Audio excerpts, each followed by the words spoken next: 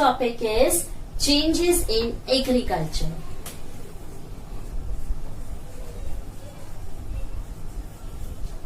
Changes in agriculture. ठीक है, अब हम चेंजेस इन एग्रीकल्चर के बारे में पढ़ेंगे. There are two major changes in agriculture around this time. उस टाइम पे दो तरह के चेंजेस आए थे एग्रीकल्चरिंग में. One was the throwing use of iron प्लागशेयर.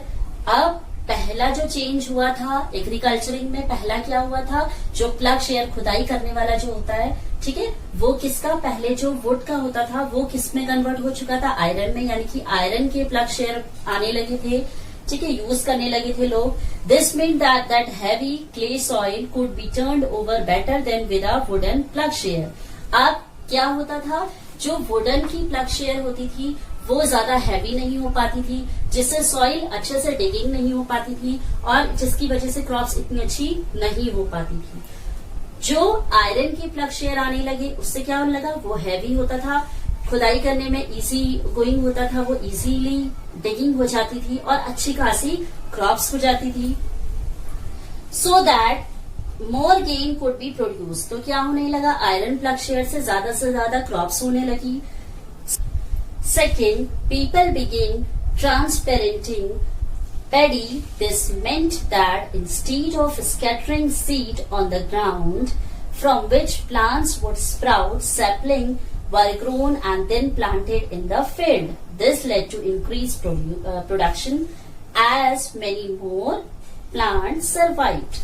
दूसरा क्या होने लगा, वो लोग क्या करते थे, जैसे कि जो भी पैडी वगैरह होती थी, जो भी धान होती थी या क्रॉप्स होती थी, ठीक है, उसे क्या करते थे, जैसे छिड़काव करके सीड्स को छिड़का करके क्या करवाया करते थे, वो ग्रोन किया करते थे, ग्रोन कराया करते थे, ठीक है, क्रॉप्स उगाया करते थे.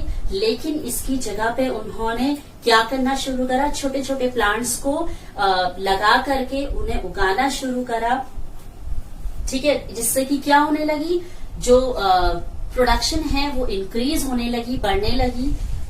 However, it was back-breaking work. Generally, slave men and women, dasa or dasi, and landless agricultural laborers, that is, kamkaras, had to do this work. अब क्या होने लगा, ये ऐसा काम था जिसमें ज्यादा मेहनत भी थी, ठीक है, झुक करके क्या करना पड़ता था, काम करना पड़ता था. और इस काम को कौन करता था, मैन, विमेन और landless agriculture. Landless agriculture means जिसके पास खुद की जमीनें नहीं होती थी, वो दूसरों की जमीनों में क्या करते थे, काम करते थे. उसके अलावा स्लेव्स, जैसे कि दासा और दासी, दास होते हैं या दासी होते हैं वो लोग, ठीक है, इस काम को किया करते थे. या फिर लेबरर्स, लेबरर्स मीन्स कामकराज, ठीक है, कामकराज को लेबरर्स भी बोला जाता है. स्लेव्स मतलब होता है दास या दासी, ठीक है. तो मैन या वुमेन या फिर लैंडलेस एग्रीकल्चर लोग जो होते थे, जिनके पास खुद की जमीनें नहीं होती थी, उसमें मैन और विमेन्स. स्लेव्स जो लोग होते थे, दास या दासी लोग, वो लोग. या फिर कम कराज मीन्स लेबरर्स, जो लेबरर्स होते थे वो लोग इन काम को किया करते थे. तो आपको समझ में आ गया, चेंजेस इन एग्रीकल्चर में आपकी दो चीजें हैं. पहली कि आयरन प्लागशेयर बनने लगे, जिससे अच्छी से डिगिंग हो पाती थी और अच्छी प्रोडक्शन होती थी. दूसरा, ट्रांसपेरेंटिंग होने लगी, मीन्स पहले से वो सीड का छिड़काव करते थे, उस सीड्स का छिड़काव करके बंद करके उन्होंने क्या करना शुरू करा, छोटी छोटी प्लांटेशन लगानी शुरू करी, जिससे कि उसमें हार्डवर्क बहुत था, लेकिन क्या था, उसमें जो प्रोडक्शन थी वो बहुत ज्यादा इंक्रीज होने लगी. ठीक है, so this is the topic. Now we will see our next topic, that is a closer look Magad. A closer look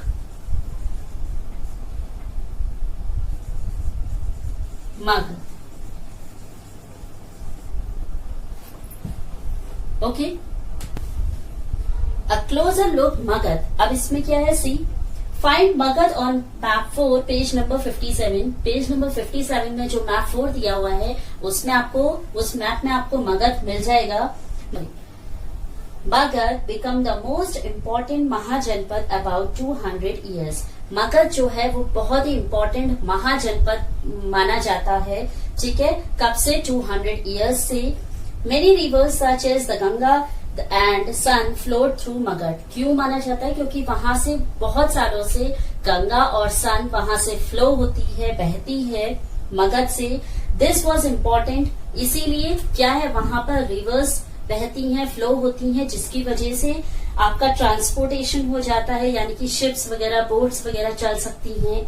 ठीक है, वाटर सप्लाई, पानी का सप्लाई भी हो जाता है, जिससे अच्छी खासी क्रॉप्स वगैरह भी हो जाती है। मेकिंग द लैंड फर्टाइल, अब वहां पर पानी ज्यादा है तो वहां की जो जमीन है वो भी बहुत ज्यादा फर्टाइल है, यानी कि क्रॉप्स वगैरह इजिली वहां आप उगा सकते हैं। Parts of Magadh were forested, और मगध के बहुत सारे ऐसे हिस्से हैं जो क्या है, फॉरेस्टेड है, यानी कि वहां पर जंगल है। पानी होने की वजह से लैंड फर्टाइल होती है, फर्टाइल होने की वजह से वहां पर पेड़ पौधे ज्यादा लग जाते हैं, और ज्यादा लगने की वजह से कुछ एरिया ऐसे हैं जो फॉरेस्टेड हो गए, यानी कि जंगल बन गए हैं वो। Elephants which lived in the forest could be captured and trained for the army. अब उन जंगलों में जो भी उन्हें एलिफेंट्स मिलते हैं, उन्हें आर्मी क्या करती है, कैप्चर कर लेती है और उन्हें ट्रेंड करती है। ठीक है, फॉरेस्ट ऑल्सो प्रोवाइड, अब फॉरेस्ट हमें क्या क्या दे सकता है, like wood for building houses, wood मिल सकती है हमें हाउस बनाने के लिए, कार्ड्स एंड चैरिट्स, और हम उससे क्या बना सकते हैं, कार्ड्स भी बना सकते हैं, बैलगाड़ी। ठीक है, बैल कार्ड, जो बैलगाड़ी होती है वो हो गए, या घोड़े की जो कार्ड होती है वो हो गए, तो ये सब भी हम वुड से बना सकते हैं। Beside, there were iron ore mines in the region that could be tapped to make strong tools and weapons. और इसके साथ साथ वुड के साथ साथ वहां पर आयरन ओर भी बहुत ज्यादा होता है, जो बहुत ही ज्यादा यूजफुल है, किसके लिए, टूल्स और वेपन्स बनाने के लिए। तो उस आयरन ओर से वो लोग टूल्स और वेपन्स बनाने लगे। Magadh had 2 very powerful rulers, Magadh में 2 बहुत ही पावरफुल रूलर भी रहते थे, जिनका नाम था Bimbisara and Ajatashatru, who used all possible means to conquer other janapadas, जिन्होंने बहुत कोशिशें करी बाकी जनपद्स को अपना बनाने की। ठीक है, उन्हें अपना बनाने की। Mahapadma Nanda was another important ruler, और इन दोनों के अलावा एक और रूलर थे जिनका नाम था महापद्मा नंदा, वो भी बहुत ज्यादा इम्पोर्टेंट रूलर हुआ करते थे मगध के। He extended his control up to the north west part of the subcontinent, और उन्होंने भी नॉर्थ वेस्ट का जो पार्ट था, यानी कि जो सब कॉन्टिनेंट हिस्सा था, ठीक है, छोटे छोटे जो महाद्वीप थे, उन्हें भी कंट्रोल कर रखा था। राजगृहा, प्रेजेंट डे राजगीर इन बिहार, जो राजा गृह था, जो कहाँ है, आज कहाँ है, राजगीर में, और वो बिहार में है। Was the capital of Magadh, वो क्या होती थी, बिहार जो है वो मगध की कैपिटल थी। फॉर सेवरल ईयर्स, बहुत सालों तक जो बिहार की जो कैपिटल थी वो मगध थी। Later the capital was shifted to Pataliputra, और उसके बाद क्या कैपिटल हो गई फिर, पाटलिपुत्र। पहले बिहार की जो कैपिटल थी, याद रखिएगा, पहली जो कैपिटल थी वो क्या थी, मगध थी। ठीक है, मगध थी उसकी कैपिटल, उसके बाद वो शिफ्ट हुई तो पाटलिपुत्र बन गई, और आज बिहार की जो कैपिटल है उसे क्या बोला जाता है, पटना। ठीक है, more than 2300 years ago a ruler named Alexander who lived in Macedonia in Europe। आप बताते हैं कि 23 years ago जो एक रूलर थे जिनका नाम था अलेक्जेंडर, ठीक है, वो कहाँ रहते थे, मैकडोनिया में, जो कहाँ है, यूरोप में। wanted to become a world conqueror, of course he didn't conquer the world। अब क्या था, वो चाहते थे कि वो पूरी दुनिया को जीत ले, लेकिन ऑफ कोर्स वो ऐसा नहीं कर पाए।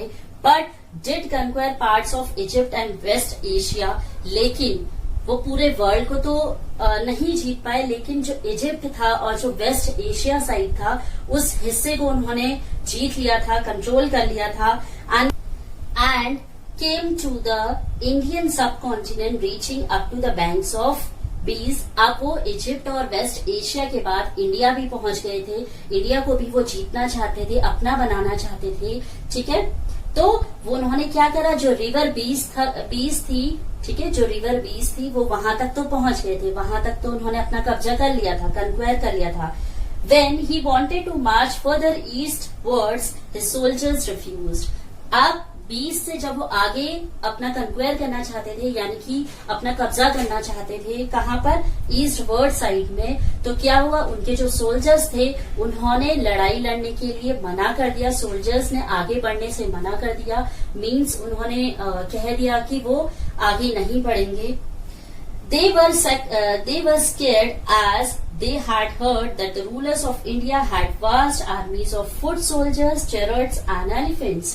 क्यों जो अलेक्जेंडर की आर्मी थी यानी कि सोल्जर्स थे उन्होंने मना कर दिया, क्योंकि उनके पास बहुत बड़ी आर्मी है, जो देवर वॉकिंग ऑन अ फुट, ठीक है, वो वॉक करती है बाय अ फुट, और उनके पास बहुत सारे चैरियट्स हैं यानी कि घोड़े गाड़ी हैं, ठीक है, और उनके पास बहुत सारे एलिफेंट्स भी हैं। So that is why the Alexander soldiers refuse to go to India. तो उन्होंने इंडिया के ईस्ट एवर्ड्स में जाने से रिफ्यूज कर दिया, मना कर दिया। Now our next topic is a closer look Vajji. A closer look वजी। अभी आपने मगध के बारे में पढ़ा, now we talk about the Vajji. While Magad became a powerful kingdom, Vaji with its capital at Vaishali, Bihar was under a different form of government known as Gana और सांगा। अब क्या होने लगा, जैसे कि आपने सुना कि मगध जो था वो बहुत ही पावरफुल किंगडम था, बहुत ही ज्यादा पावरफुल उसे माना जाता था उस किंगडम को। तो वजी जो जिसकी कैपिटल क्या है, वैशाली बिहार, ठीक है, was under a different forms of government. वहां पर अलग अलग फॉर्म में डिफरेंट गवर्नमेंट हुआ करती थी, जिसे हम क्या बोलते थे, गना या सांगा बोला करते थे। गना और सांगा क्या होता है, गना means is used for a group that has many member. एक ऐसा ग्रुप जिसमें बहुत सारे लोग होते हैं उसे क्या बोला जाता है, गाना बोला जाता है। और सांगा क्या होता है, मीन्स ऑर्गेनाइजेशन और एसोसिएशन। एक जैसे एक ऑर्गेनाइजेशन होती है या कोई एसोसिएशन होती है, उसे क्या बोला जाता है, सांगा, ठीक है। इन अ गना और अ सांगा दैट वर नॉट वन। गना और सांगा दोनों एक चीज नहीं है, ये दोनों अलग अलग चीजें हैं। But many rulers sometimes even when thousands of man rule together, each one was known as the raja. अब क्या होता है, जब कई बार बहुत सारे लोग शासन करने लगते हैं, रूल करने लगते हैं, ठीक है, तो each one was known as a raja. तो हर किसी को क्या बोला जाता है, राजा बोला जाता है। These Raja perform rituals together. ये लोग आपस में सब क्या करते हैं, रिचुअल्स करते हैं, जितनी भी क्रियाएं वगैरह होती हैं ये सब एक साथ किया करते हैं। They also met in assemblies. और ये सब राजा लोग असेंबली में मिलते हैं। And decided what had to be done and how through discussion and debate. और कोई भी जो भी मुद्दा उनके पास होता है उसे वो डिस्कस करते हैं या उसमें वाद विवाद करते हैं, डिबेट करते हैं, और उस चीज का फिर वो उस सभा में बैठकर, उस असेंबली में बैठकर सोल्यूशन निकालते हैं। For example, if they were attacked by any enemy, they met to discuss what should be done to meet the threat. अब मान लीजिए फॉर एन एग्जाम्पल, अगर उस राज्य में अटैक होने वाला है तो क्या होगा, वो लोग सब असेंबली बिठाएंगे, वहां पर जितने भी राजा हैं, जितने भी रूलर्स हैं, वो सब बैठेंगे और उस पर वो डिस्कस करेंगे और उससे फिर वो मतलब बातचीत करके ये सोल्यूशन निकालेंगे कि कैसे उस थ्रेड में से, उस मुश्किल में से वो बाहर निकले, ठीक है। However, women's, dasas and kammakaras could not participate in these assemblies। और इन असेंबली में कौन कौन लोग नहीं जा सकते हैं, जैसे कि विमेन्स नहीं जा सकती हैं, दास नहीं जा सकते हैं, और कम कराज मीन्स होता है लेबरर्स नहीं जा सकते हैं। इसमें पार्टिसिपेट असेंबली में नहीं कर सकते हैं। Both the Buddha and Mahavira about whom you will read in chapter 7 belong to गना और सांगा। और जो बुद्धा थे और जो महावीरा थे, जिनके बारे में आप चैप्टर 7 में पढ़ेंगे, ठीक है, वो दोनों ही गना और सांगा दोनों से ही बिलोंग करते थे। Some of the most vivid description of the life in the sangha can be found in Buddhist book. अगर आप बुद्धिस्ट बुक में पढ़ेंगे तो बहुत सारी चीजें, बहुत सारी ऐसे डिस्क्रिप्शन आपको सांगा के बारे में उस बुद्धिस्ट बुक में पढ़ने को मिल जाएंगी। Raja of powerful kingdom try to conquer the sangha, और जो राजा बहुत ज्यादा पावरफुल थे या उनकी जो किंगडम बहुत ज्यादा पावरफुल जिन राजा की हुआ करती थी, उन्होंने सांगा को भी कन्क्वेयर करना चाहा, यानी कि अपना बनाना चाहा, ठीक है, उसे भी अपने राज्य में लाना चाहा। तो क्या हुआ, nevertheless these lasted for a very long time till about 1500 years ago। तो कई सालों तक उन्होंने ये कोशिश करी कि वो सांगा पर भी क्या कर सके, कन्क्वेयर कर सके, लेकिन वो कई सालों तक ये सब करने के बावजूद भी वो उसे हासिल नहीं कर पाए, ठीक है, उसे कन्क्वेयर नहीं कर पाए, किसे, सांगा को। When the last of the Gana और सांगा were conquered by the Gupta rulers, और एट लास्ट किसने कन्क्वायर किया, किसने हासिल कर लिया गना और सांगा को, गुप्ता रूलर्स ने, जिसके बारे में आप चैप्टर 11 में पढ़ेंगे। Now we will see this topic, ठीक है। This is an account of the Vajji from the Digha Nikaya, a famous Buddhist book.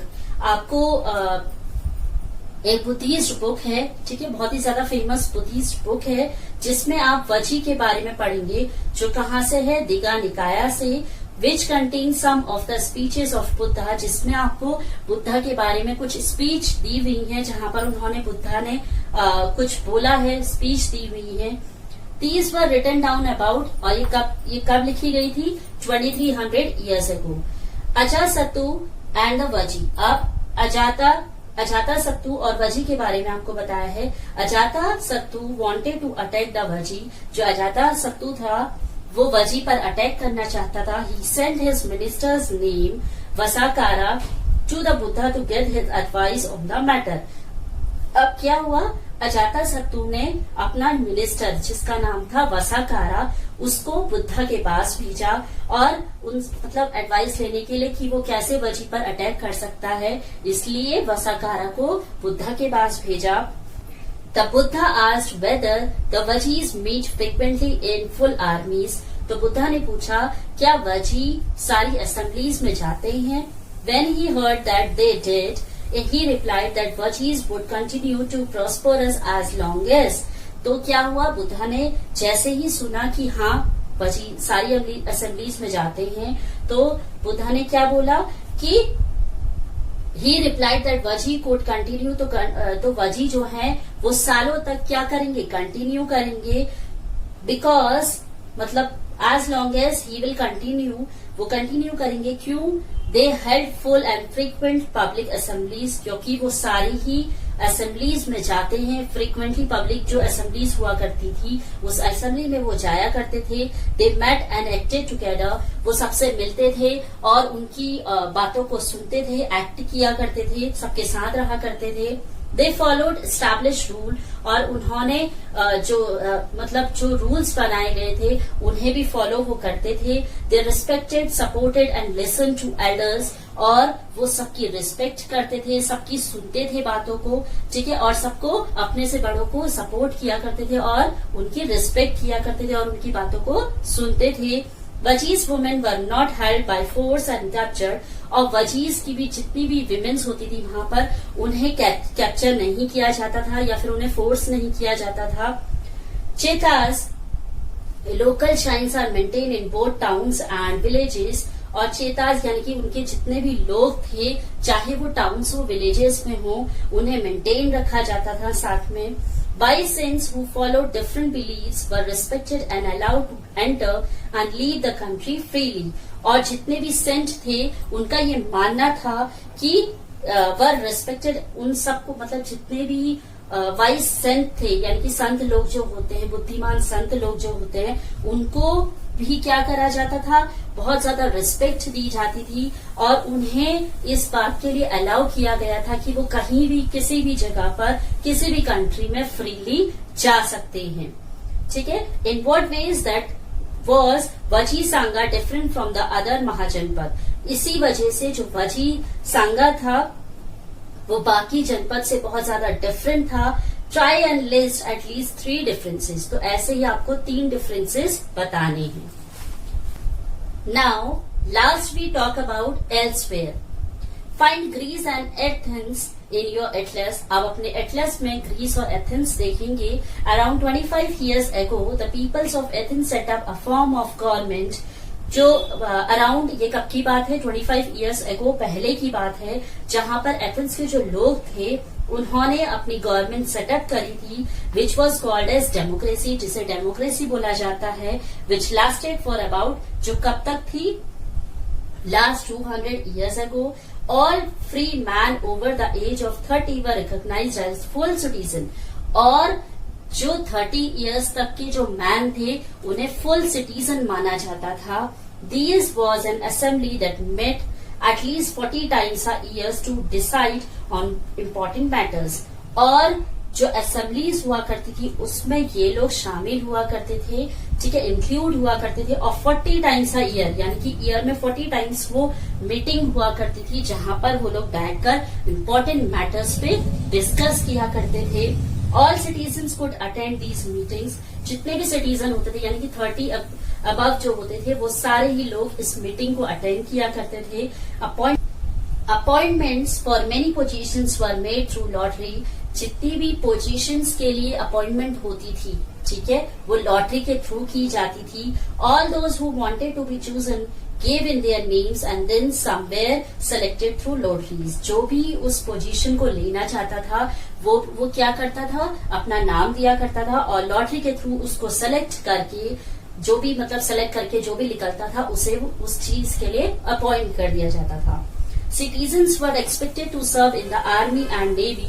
और जितने भी लोग थे उनसे ये एक्सपेक्ट किया जाता था कि वो आर्मी में या फिर नेवी में क्या करें, अपॉइंट होएं, यानी कि अपनी ड्यूटी सर्व करें, वहां पर काम करें। However womens are not considered citizen. और वहां की जो विमेन्स थी उन्हें सिटीजन नहीं माना जाता था। Also, many foreigners who lived and worked in Athens as merchant and craft persons did not have right as citizens। और उसके अलावा जितने भी फॉरेनर्स होते थे जो वहां पर एथेन में काम करने के लिए आते थे, जैसे कि आपके मर्चेंट्स हो गए या क्राफ्ट पर्सन्स हो गए, उन्हें भी ये अधिकार नहीं था कि वो वहां के सिटीजन बन सके। Besides, there were several thousand slaves in Athens who worked in mines, fields, households and workshops. They too were not treated as citizens। इसके अलावा मर्चेंट्स और क्राफ्ट पर्सन्स के अलावा ऐसे हजारों लोग थे जो वहां पर स्लेव्स थे एथेन में, जो काम करते थे किन जगहों पर, जैसे कि माइंस में, खुदान में, या फील्ड्स में, या घरों में, या वर्कशॉप्स में। इन जगहों पर जो काम करते थे उन्हें भी ये वोट नहीं, मतलब ये राइट नहीं दिया गया था, या उन्हें ट्रीट नहीं किया जाता था कि वो सिटीजन है यहाँ की। मीन्स उनको एज अ सिटीजन वहां पर ट्रीट नहीं किया जाता था और उन्हें अलाउ नहीं था कि वो यहाँ के citizen कहलाएं। Okay, so this is your elsewhere. With this we have completed this whole chapter. Now we will meet in our next video with our next chapter, that is new questions and ideas. If you have not understand any of the topic, you can see the video again. Okay, now we will meet in our next video. Till then, bye bye.